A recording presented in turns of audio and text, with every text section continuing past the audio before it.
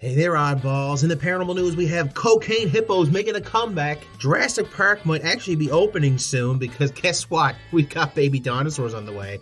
And there's actually been a little bit more exploration to the idea of extraterrestrials landing on us this episode. I can't wait to get into it, you guys. Of course, Christmas is just around the corner, which means there's going to be a very festive cryptid corner of this show. We'll be dissecting the jolliest man of them all. In fact, that's right, we're getting to the bottom of Santa Claus. Santa Exposed. And tonight's guest will have us singing angels we have heard on high. All this and so much more, guys. If it's odd to you, friend, it's on the Odd to Newfoundland. It's the odd to Newfoundland. Ghostly greetings from your host, Jonathan. Mysteries, ghosts, monsters, and lore. East Coast esoterica and so much more.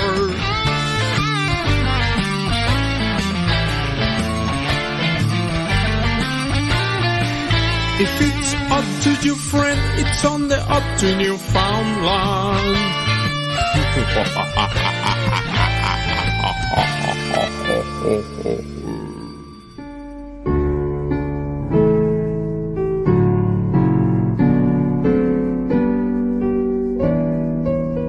Ghostly greetings from the oldest city in North America. I'm your host, John Mallard, bringing you the best in East Coast esoterica. You, my friend, have stumbled upon the Odd to Newfoundland Paranormal podcast. Welcome to episode 188. Ooh, Nelly, we're getting real close to 200, aren't we?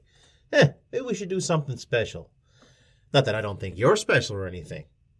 Welcome to this episode of your monthly paranormal variety show, and having you here is better than delicious warm Christmas cookies or drinking so much rum and eggnog that you're absolutely obliterated, but then the next day you wake up and you're actually not hungover. How cool is that? Why? Because you're wonderful, a masterpiece, beautifully made, important to people because you're important to me, highly favored by your creator, or the law of averages and physics working in tandem. You, my friend, are an oddball, and on this show, your family, and we are one. Put the tree up, throw some decorations on it, and, maybe finally dump out that Halloween candy. I mean, come on, guys, it's been a month. Speaking of Halloween treats, thank you guys so very, very much for making the month of October, 31 days of Halloween, the most successful I've ever had my podcast be on Podbean in particular. It was absolutely bonkers. I've never seen so many downloads. I'm not ashamed to admit that I had more downloads this October than I had the whole year prior. Let that sink in for a minute. Thousands and thousands and thousands and thousands of people downloaded this show. And it just, I couldn't have asked for a better Christmas present, even though it came in October. And a couple of people were like, no, John, we noticed you never had no show come out on November 1st. Well, people, Corey Mitlead was my special guest on the 31st of October. I gave you a Halloween special episode, and there were 31 episodes. I needed a break, man. I was like, I couldn't even look at the microphone. I thought I was going to cry. You don't know what you're capable of until you push yourself past your limits. And I just had this feeling in my heart like, I can do this. I can do 31 episodes. I did it the year before. I think I can do a better job this year, and I did. I truly did. It was better quality and better subjects. So I hope you guys really enjoyed that. What better way to let it all fly Halloween, man, than to throw on and listen to all 31 episodes. That's just such an awesome thing to do. An incredible amount of work on my part, but an incredible lot of dedication and love from you guys about it all. So well worth my time and effort. Well worth it. And like I mentioned before, you push yourself past your limits. I started this as a 1-hour show once a month. And then we slowly crept up to the 2-hour mark. And then I divided the show up into 3 segments to help people learn, or, kind of give them a chance to kind of digest, to learn that the show is in 3 different sections. And I think in 2022, I think it's time we make a change. And I don't think this is going to be your monthly paranormal variety show anymore. I think that we proved this October that, all the oddballs out there, they want more content, or maybe not more content. They just want me to flesh out a little bit more of what I'm already doing. So my plan is to release 3 episodes a month. That is my plan. I'm not really sure on what dates and times. I'm going to keep the first of the month, and I think I'm going to keep the 15th. I think that'd be smart, and I'll release another episode either in between that or at the tail end. So there's going to be more episodes. The way I'll treat it is a bi-weekly podcast now with a bonus episode once a month, and I think that'd be great content for you guys. Like, for instance, like tonight, the Paranormal News. I'm doing an episode tonight of Paranormal News. It's probably going to take me about 20, 25 minutes. But if I was doing a monthly show, it would have to be 10. If I plan on this now, having 3 separate shows a month, I mean, I could have more content in there. Maybe I'd have a half-hour-long Paranormal News every month. And let me tell you, there's enough weird stuff going on in this world. I could do a half hour. Not only that, I always felt kind of rushed. I give you guys what's happening in the story, but I don't get a chance to really weigh in on it. So I think that this is a good thing. I think this is growth. I think that you guys are going to be right there with me. I just, the amount of love I got this October, how could I not just give you guys just a beautiful gift of more me next year? No, but honestly, though, thank you so very, very much for taking the time to download this show and for continuing to inspire me here in year number 7 of this podcast. So many people subscribed on Podbean last month that I couldn't even get all the names to shout out. My heart kind of broke too when I messaged the guys at Podbean and was like, hey man, like I need a list of people who actually sign up for my show over October, because it was just crazy and they only let me have like 10 or 15 of them a month, and they said there was nothing they could do. So for anybody who I don't say thank you to and give a shout on the show this week, like I just want you to know, like, you are very loved. Thank you so much for subscribing to the show, and I'm sorry that 15 other people subscribed before you did, basically, and then bam, I lost you guys. So anyway, I'd like to thank CDs. I'd like to say a big thank you to S. Jefferson 1981. Thank you very, very much. Eric Sittiver Garcia.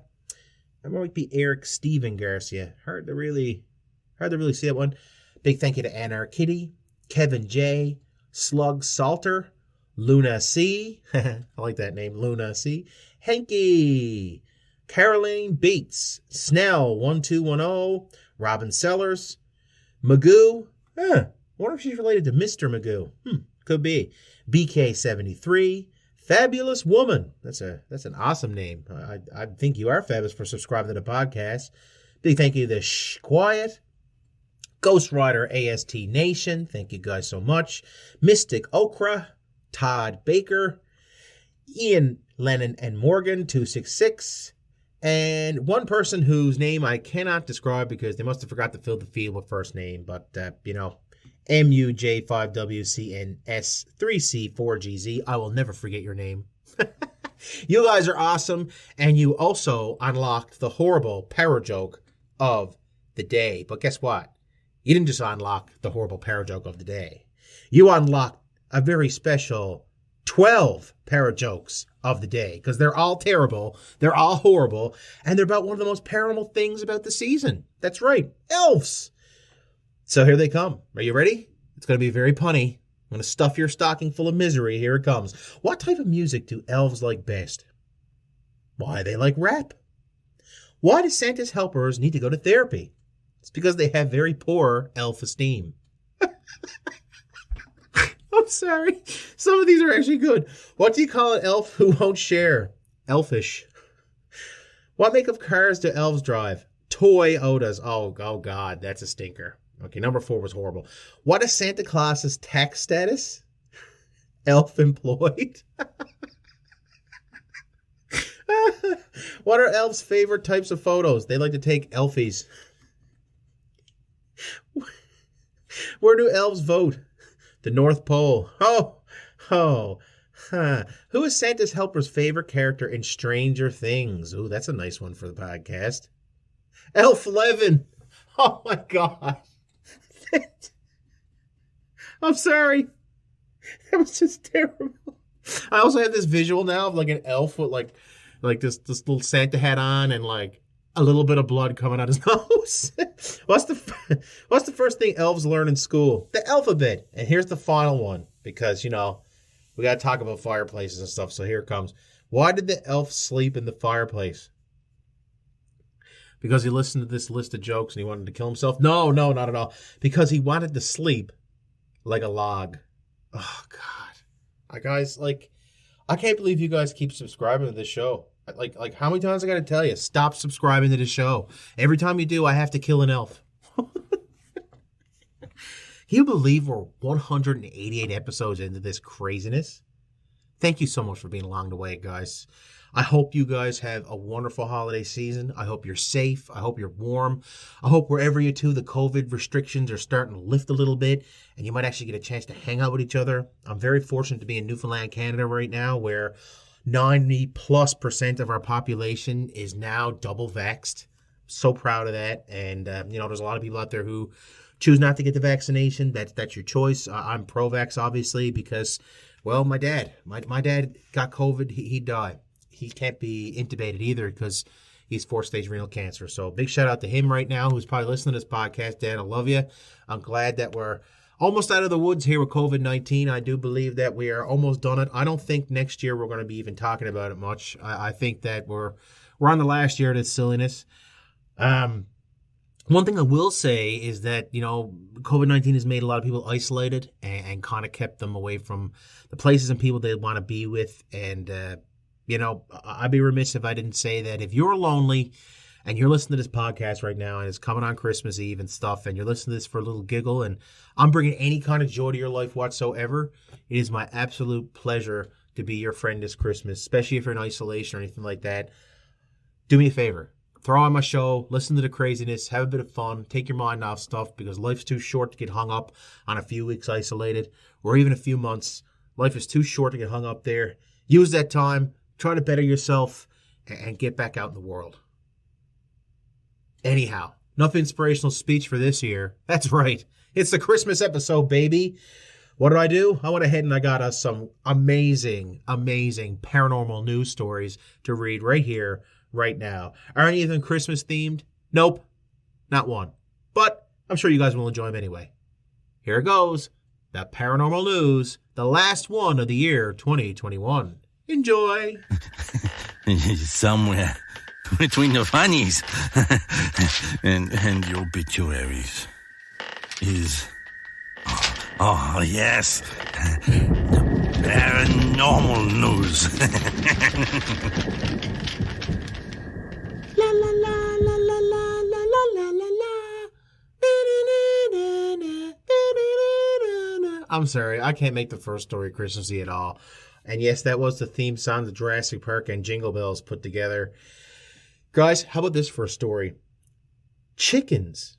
That's right, chickens with dinosaur features have been created by scientists. It's official. They've kind of went back in time, so to speak, proving once and all, actually, that evolution's a very real thing. Not that we need any more proof.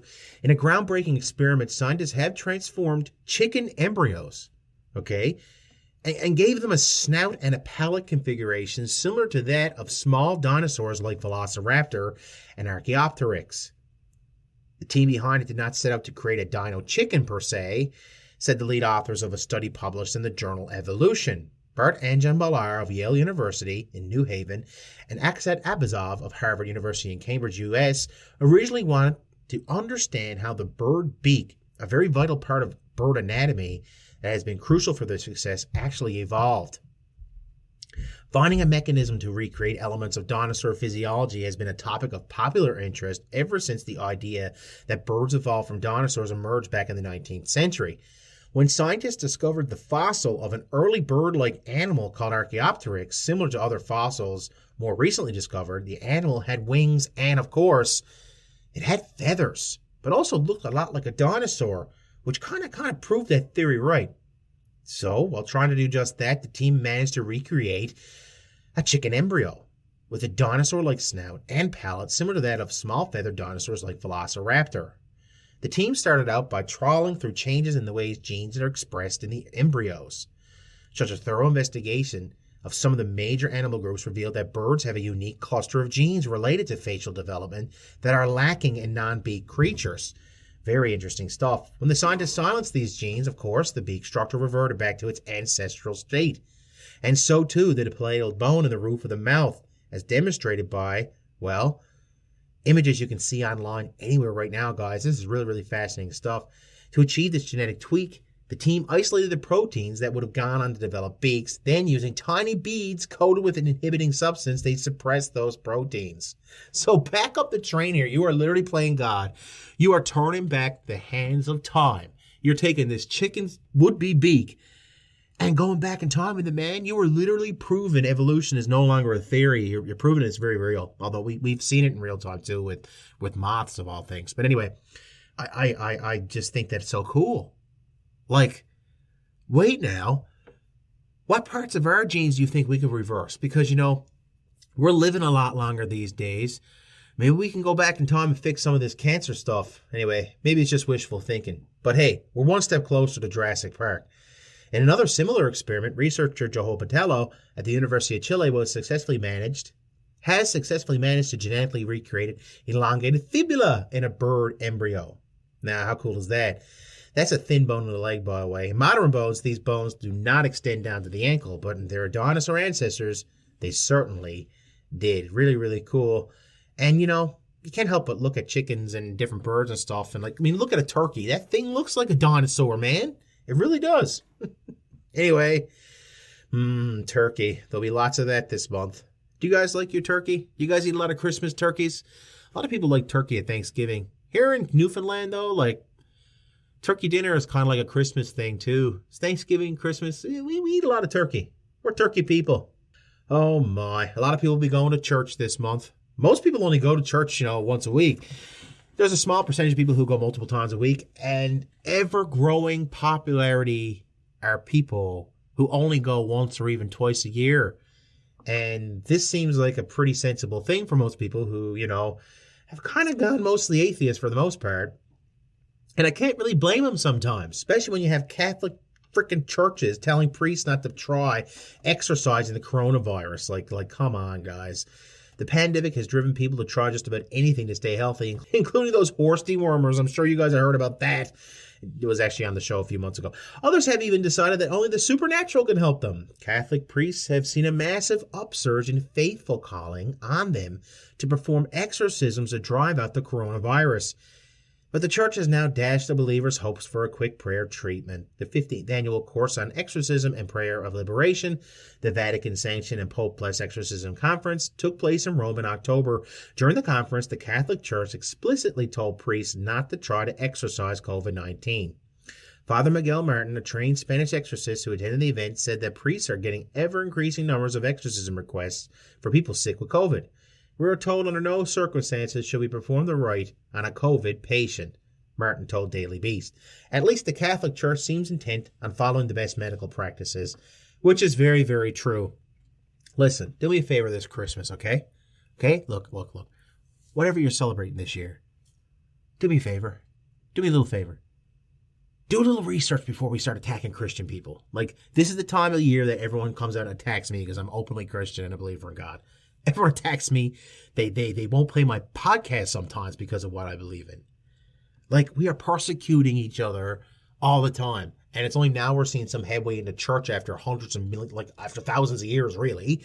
So, you know, like, can we focus on the positives? Can we focus on gay marriage in the church now? Can we focus on, you know, all the charity work churches do? And, you know, if you just so happen to be an exorcist, can you maybe focus on the demons, you know? There's lots around, man. Lots around. This month is crazy. You know what I need? I need someone to do absolutely everything for me. But here's a really weird one for you guys. What if I told you that, well, our demands are being fulfilled by, of all things, robots? Robots hitting the streets are becoming more and more popular as demand for food delivery grows. So does the call for these robots. Hundreds of little robots, knee-high and able to hold around 4 large pizza boxes, are now navigating college campuses and even some city sidewalks in the United States. How cool is that? Robot food delivery is no longer the stuff of science fiction, but you may not see it in your neighborhood anytime soon, though. Hundreds of little robots, knee-high and able to hold around 4 large pizzas, are now navigating college campuses and even some city sidewalks in the US, the UK, and elsewhere. While robots were being tested in limited numbers before the coronavirus hit, the companies building them say pandemic-related labor shortages and growing preferences for contactless delivery have accelerated their deployment. You think about it, it's the perfect business. I mean, you've got these robots who 100% do not have the coronavirus because they can't carry it, delivering food to people. It's a great idea. It's actually a smart, safe thing to do. We saw demand for robot usage just go through the ceiling, said Alistair Westgarth, the CEO of Starship Technologies, was recently completing its 2 millionth delivery. I think demand was always there, but it was brought forward by the pandemic effect, no doubt. Starship has more than 1,000 robots in its fleet. That's up from 250 in 2019. Hundreds more will be deployed soon. They're delivering food on 20 U.S. campuses. 25 more will be added soon. They're also operating on sidewalks in Milton Keynes, England, Modesto, California, and the company's hometown of Tallinn, Estonia. Remote operators keep tabs on multiple robots at a time, but they say they rarely need to hit the brakes or steer around an obstacle. When a robot arrives at its destination, customers type a code into their phones to open the lid and retrieve their food. The robots have drawbacks that limit their usefulness for now. They're electric, so they must recharge regularly. They're slow, and they generally stay within a small pre-mapped radius. They're also inflexible. A customer can't tell a robot to leave the food outside the door, for example, and some big cities with crowded sidewalks like New York, Beijing, and San Francisco, well, they're not really welcoming to them at all. But Bill Ray, an analyst with the consulting firm Gartner, says the robots make a lot of sense on corporate or even college campuses or newer communities with wide sidewalks. In the places where you can deploy it, robot delivery will grow very quickly, Ray said. Ray said there's been very few reports of problems with robots, too, other than the occasional gaggle of kids who surround one and try to confuse it. Starship briefly halted service at the University of Pittsburgh in 2019 after a wheelchair user said a robot blocked her access to a ramp. But the university said deliveries resumed once Starship addressed the situation. So there you go. The robot pulls up just in time for me to get some lunch, Sheck said. Bowling Green and Starship charge $1.99 plus a service fee for each robot delivery. Rival KiwiBot, with headquarters in Los Angeles and Medellin, Colombia, says it now has 400 robots themselves, making deliveries on college campuses and in downtown Miami. How cool is that? So this is growing and growing and growing. And I wanted to put this in here because it does remind me of something for Christmas. Like, what guy my age, I mean, I'm 37, I'll be 38 in February. What guy my age doesn't remember the ultimate robot birthday present, man? Transformers. How cool is that? You imagine like sound waves showing up and handing you a pizza? I think that'd be amazing. Oh man, it's a marshmallow world in the winter. Unless you do a lot of cocaine and you have some pet hippos left over, your horrible tyrannical reign. More than 80 hippos in Colombia are the first non-human creatures to be legally considered people by the U.S. court. I actually covered a story about Pablo Escobar's cocaine hippos a couple of years ago, but this is like a follow-up to that old story. So if you've been listening to this for a while, you're going to freaking love this. More than 80 hippos previously owned by Colombian drug lord Pablo Escobar have a unique distinction in U.S. law. They are the first non-human creatures to be legally considered people. The U.S. District Court for the Southern District of Ohio recognized the late Escobar's infamous cocaine hippos as legal persons for the first time in the United States. The ruling on October 15th came on the same day as the Animal Legal Defense Fund filled an application on behalf of the hippo plaintiffs in Colombia, intended to stop the country's government from killing the animals. The ALDF announced the decision in news releases on Wednesday. The hippos are descendants of 4 illegally imported by Escobar years ago. They were set free after his death back in 1993. Since then, the hippos have increased their numbers to more than 80, and they are reportedly wreaking havoc on the local ecosystem. However, some scientists have argued that they may actually be restoring ecological functions lost for thousands of years due to human-driven extinctions. In July, Colombian attorney Luis Domino Gomez Maldonado, my God, what a name that is, the hat he got for Christmas this week, filed a lawsuit on behalf of the animals to save them from being killed, saying that sterilization was a better option. Yeah, I don't know if the hippo's going to like that idea, though, dude. Although Colombia law gives non-human creatures legal standing to bring lawsuits to protect their interests, that country's legal system can't compel someone in the U.S. to produce documents supporting their case. So, what does that mean? It's obvious that the animals actually do have legal rights, for example. The right not to be cruelly abused or killed, but a legal right is only valuable as one's right to enforce that legal right.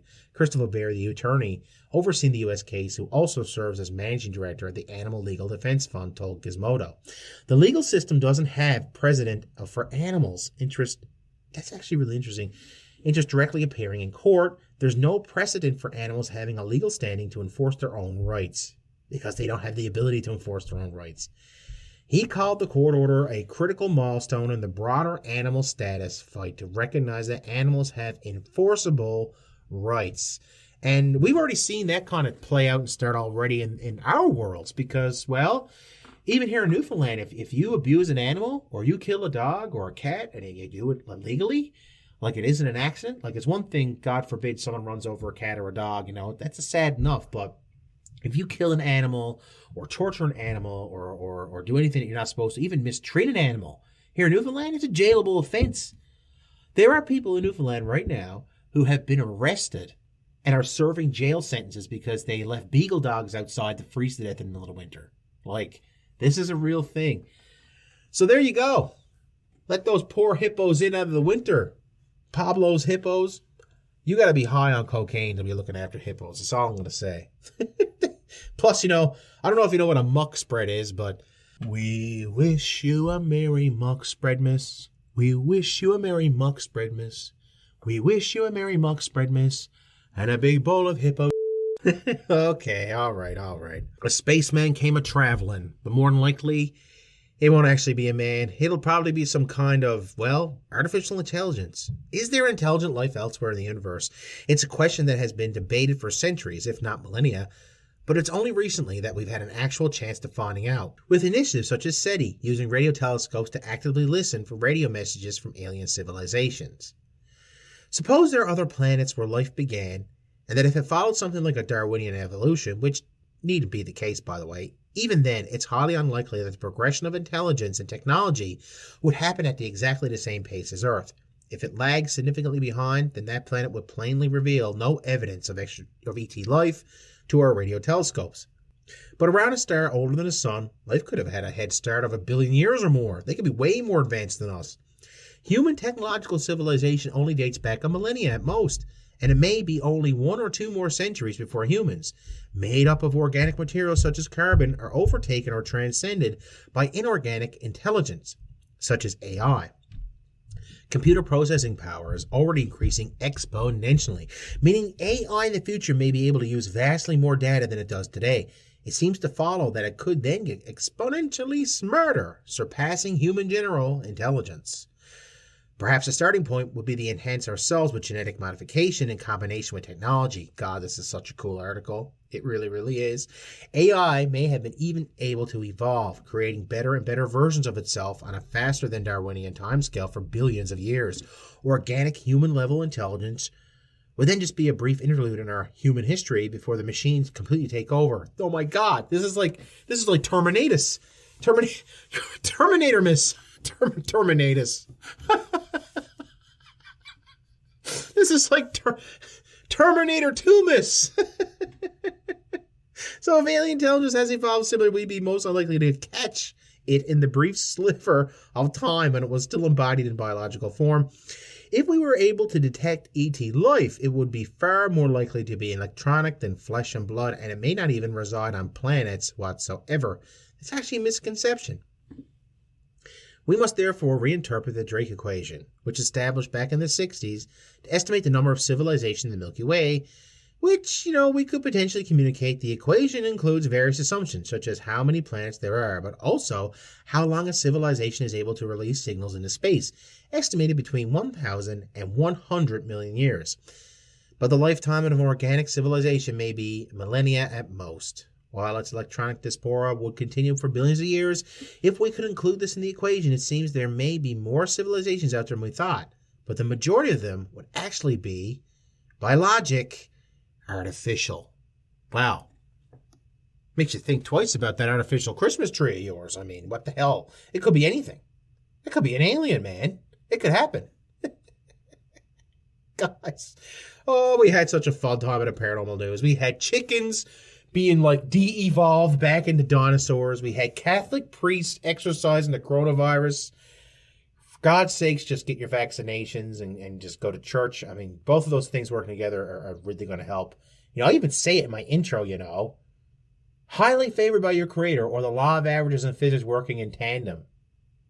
You, my friend, are an oddball. Anyway. We got robots hitting the streets delivering pizzas on college campuses. Pablo Escobar's cocaine hippos are freaking people now.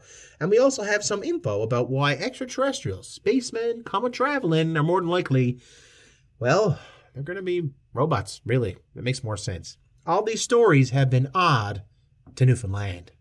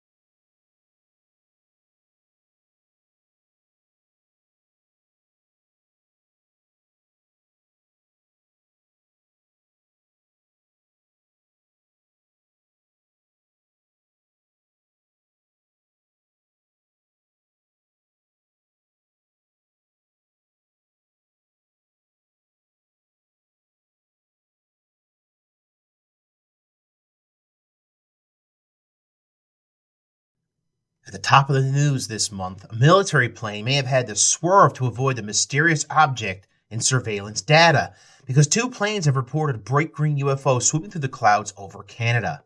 Late on July 30th, pilots of 2 separate aircrafts, one military and one commercial, reported seeing a mysterious green UFO vanish into the clouds over the Gulf of St. Lawrence on the Atlantic coast of Canada. How cool is that? According to a report posted on August 11, the Canadian government's aviation incident database, both flights witnessed a bright green flying object that flew into a cloud that disappeared. The object did not impact the operations of either flight, the report also noted, so it didn't interfere or anything, but they just saw it. One of the aircrafts that reported the sighting was a Canadian military plane flying from a base in Ontario to Cologne, Germany. The passenger flight was a KLM Royal Dutch Airplanes plane flying from Boston to Amsterdam. Stephen Watkins, an aviation and shipping researcher, looked at transponder data for the 2 flights and saw that the military plane climbed, get this, 1,000 feet or 300 meters in altitude at the time of the sighting, possibly to avoid the object or get a closer look at it. There's a chance the UFO could have been a meteor streaking through the sky, of course. But, yes, I know the UFO sighting would have been at an early stage of the Perseid meteor shower, Watkins added, but don't be a buzzkill. The Canadian Aviation report tagged the incident with a catch label, weather balloon meteor rocket UFO, not ruling out a space rock as the possible culprit. Unlike the U.S. Defense Department, though, Canada's Department of National Defense does not track UFO sightings. A department spokesperson told Vice, still, there's no shortage of civilian enthusiasts north of the border who are just looking for these things. In December 2019, for instance, a private collector donated more than 30,000 UFO-related documents to the University of Manitoba in Winnipeg, including scores of documents on the Falcon Lake incident, Canada's most infamous UFO case, and something I'll probably cover in the future. So there you go. They're not ruling it out. They're not saying it was a meteor, but they're saying it did take, place during a shower. So there's always a chance that could be the real deal. But the fact that really gets me about this story, and I'm sure it gets you as well, 2 different points of view, 2 different factions of the government, really. You had an aviation aspect, with the military who reports this thing. And you also had a commercial freaking plane who saw it. So very rarely do you get 2 at the same time. Usually just 1. So I thought that was really, really interesting. And it really does lend, credibility and credence, really, to what's going on there. No doubt. Oh, man. From crazy things in the sky to absolutely crazy people on land, COVID-19 has just brought out the best and the worst in people, And now health officials are warning against using livestock deworming drug to treat or prevent COVID-19. Like, what the heck? You're not a horse. You're not a cow. Seriously, y'all, stop it, the FDA warns following multiple reports of patients who have required medical support and have been hospitalized after self-medicating with ivermectin. The U.S. Food and Drug Agency has issued a warning to people not to take an anti-parasitic drug designed for livestock to treat or prevent COVID-19 following multiple reports of poisonings. It follows a surge of reports to the Mississippi State Department of Health regarding cases in which people have been poisoned by ingesting the drug. They're used to deworm cattle. Like, what the hell, man? You're not a horse. You're not a cow. Seriously. The FDA tweeted acknowledging it's perhaps not surprising that some consumers are looking at unconventional treatments, though, in a country where less than 52% of the population is fully vaxxed. So in Mississippi, where 30% of the population is fully vaccinated, state authorities say they have received an increasing number of calls. So this is ongoing from individuals with potential ivermectin exposure taken to treat or prevent COVID-19.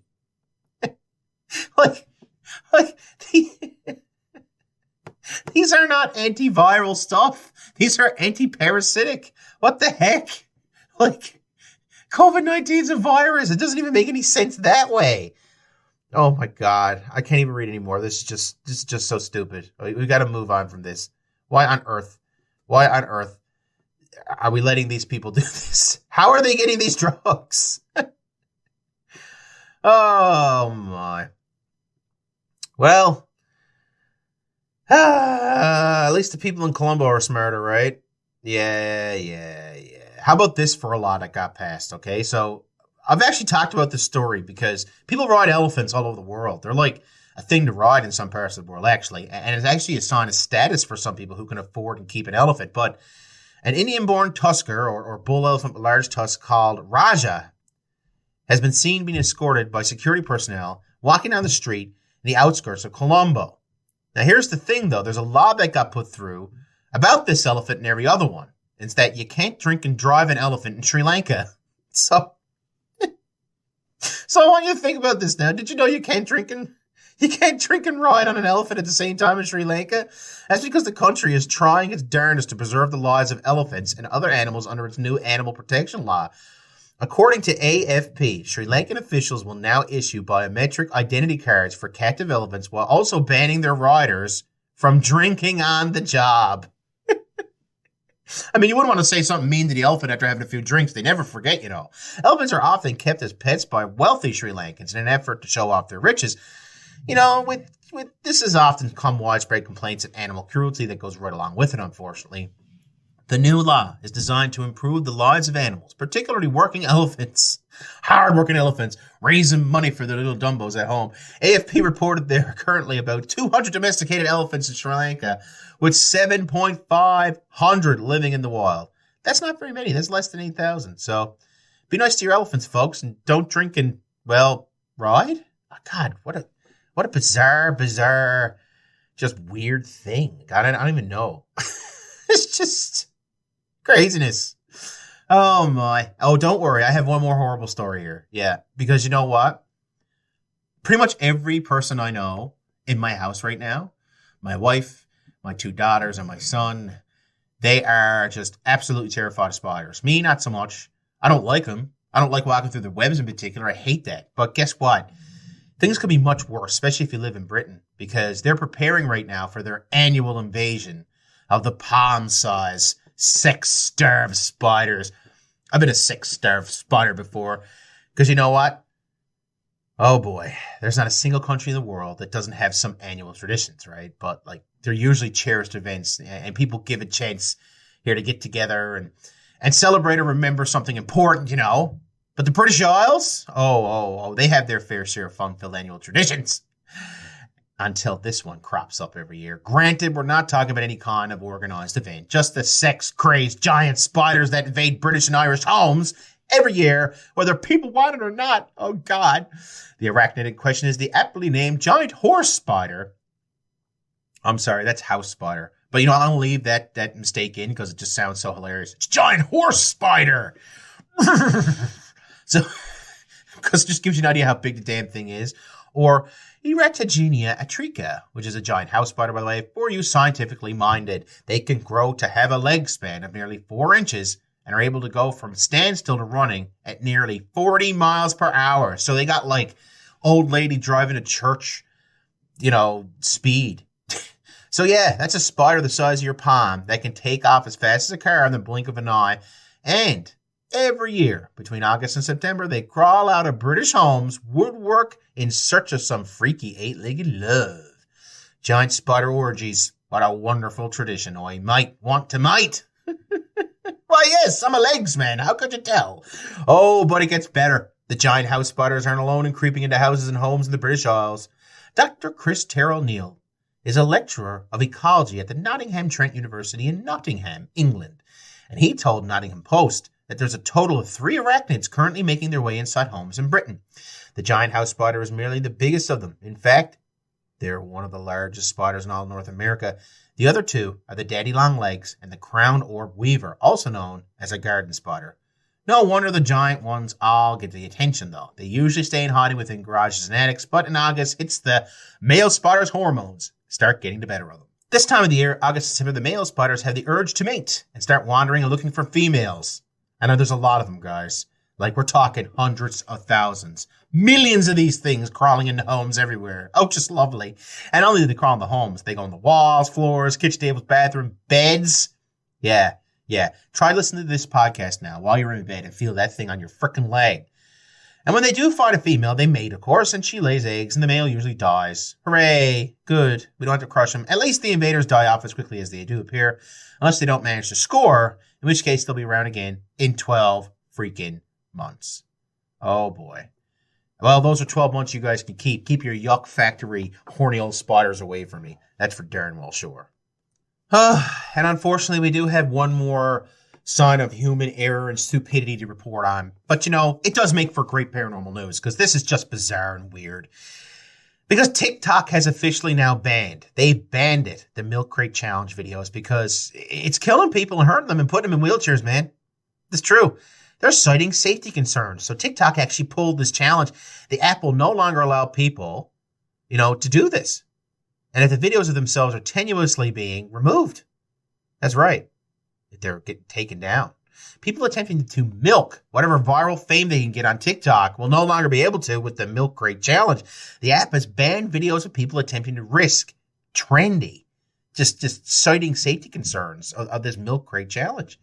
TikTok prohibits content that promotes or glorifies a dangerous act, and we remove videos and redirect searches to our community guidelines to discourage such content. We encourage everyone to exercise caution in their behavior, whether online or off, the company said in a statement. A search for hashtag milk crate challenge on TikTok on Friday brought up no results found. And the page's following sentence, this phrase may be associated with behavior or content that violates our guidelines. Promoting a safe and positive experience is TikTok's top priority. For those who've been living under a rock or milk crate, the past few weeks, people have been doing this stupid thing where they stack up a pyramid and attempt to walk on it, and successfully to complete the so-called challenge, earning nothing but, brownie points, I guess. In case you were wondering, it rarely ends well, and you can pretty much still see the videos everywhere all over the world. It's horrible. People are getting hurt. They're falling down. It's crushing them. They're just kind of landing on their head in awkward ways. As a professional wrestling fan, I kind of enjoyed the trend, but at the same time, I could see why they kind of have to get rid of this now. It's time to move on. And anyway, we shouldn't be doing things that, purposely hurt ourselves. But apparently taking, bovine dewormer is perfectly safe. Oh, God help me. Really? What the heck is wrong with people? What are we going to do? What are we going to do? Guys, we had 2 planes that reported the same UFO, which I thought was so cool. You can't drive an elephant drunk in Sri Lanka. That's a big one. Britain are getting ready for their invasion of sex-starved spiders. God, what a... I don't know. The fact that they're sex-starved means they're coming and they're not going to stop. Don't read into that the wrong way, by the way. Really. Health officials are warning against using deworming to combat COVID-19 because, people are terrible and stupid. Not us, though. We're too smart on this show. We're not going to be at that. And TikTok has banned the milk crate challenge because, you'd have to be a raving lunatic to want to break your back for the fun and enjoyment of people around the world. Did I mention I like professional wrestling? I still love professional wrestling. I think I'll go back to it. All these stories have been odd to Newfoundland.